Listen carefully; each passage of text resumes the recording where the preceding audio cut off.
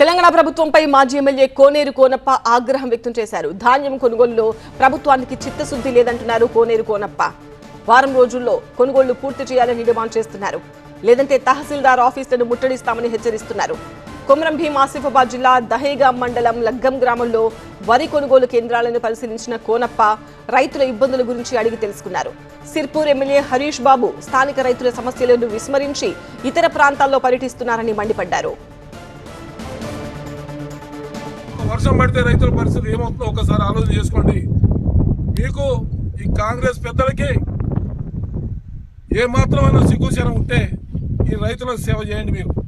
మీరు మాయ మాటలు చెప్తాం, జూటా మాటలు చెప్తాం, ఆఖరి గింజ వరకు కొంటామని ప్రకటనలు ఇవ్వడం తప్పితే మీరు రైతులకు మీకు చేసింది ఏమీ లేదు. ఇలా ఈ నియోజకవర్గంలో చూస్తే ఇక్కడ ఎమ్మెల్యే పోయి వికారాబాద్లో ప్రచారం చేస్తూ ఉన్నాడు ఓట్లు కొనాలని చెప్పి. నీ నియోజకవర్గంలో ఇక్కడ రైతులు ఇబ్బంది పడతా ఉంటే ఇక్కడ దిక్కు లేదు, కానీ ఎక్కడికో వికారాబాద్కి పోయి ఏదో అక్కడ పెద్ద లీడర్ లాగా పెద్ద బిల్డప్లు ఇస్తూ ఉన్నాడు. ఇవాళ ఇక్కడ ఉన్న ఎమ్మెల్సీ సర్పంచ్కి 50 లక్షలు ఇస్తాం, సర్పంచులకి 100 ఇందిరమ్మలు ఇస్తామని చెప్పి కాంగ్రెస్ పార్టీ చేరండి అని చెప్పి ఇవాళ మాయ మాటలు చెప్పి సర్పంచులను ఆకర్షించుకోవడం తప్పితే మీరు చేసేది ఏమీ లేదు.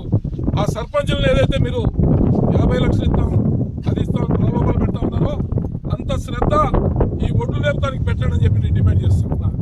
మీరు సర్పంచులు తీసి పార్టీలు మార్చే ప్రయత్నం ఏదైతే చేస్తా ఉన్నారో ఆ ప్రయత్నాన్ని మానుకుని ఒడ్లు లేపే ప్రయత్నం చేయండి.